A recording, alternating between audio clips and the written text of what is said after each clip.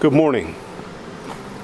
It is summer in Texas, miserably hot, almost 100 degrees between 10 and 10:30 in the morning. But I'm out today in our kitchen garden trying to overcome the weeds and get ready for fall gardening. So let me show you what's going on.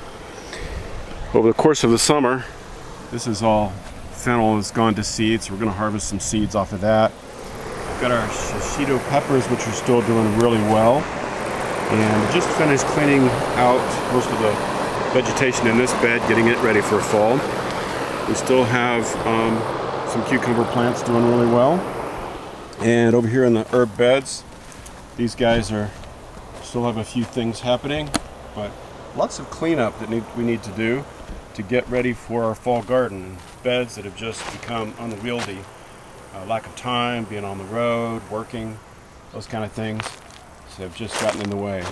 So we've got a lot of bed cleanup and bed prep to do to get ready for our fall gardens. This is just our kitchen garden. That's what we normally eat most of our fruit, our vegetables out of.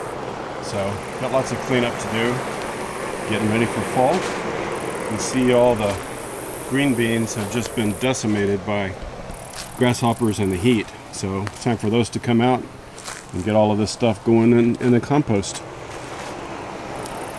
I just got a notification on my phone for an excessive heat warning. Just ran a couple of errands and went to get some garden supplies, some fertilizers and stuff, and truck said it's 104. It is super hot out here. And I'm going to take just a minute and show you a couple of things that what not to do. So let's check it out. So in our gardens this year, one of the things that we did was we used T-posts and ran wire between all those posts out here in this section of the market garden, and we were using that to hard prune and stake up our tomatoes. That didn't work very well. The T-posts, in our soil anyway, tend to sag, so we're constantly having to tighten these up. You can tell from the heat most of our plants are burning up, even though they are on irrigation. So it is simply too hot for most of these plants. But the other thing is that between the rows, so we got lots of bell pepper plants between the tomato plants, and the weeds have just overtaken it. So one of the things we're going to do for the next season is a different method of staking up our tomatoes, and we'll also be using this weed barrier, this weed cloth between the rows to help manage the weeds. So I can show you out here where we have some of our squash and melons and stuff growing, and out here this was the first time we used the weed barrier to better control the weeds between them. And I was a little afraid in the heat that the black would be too hot and that it would kill the plants. But for the most part, the ones that survived all our rain back in the spring have done pretty well.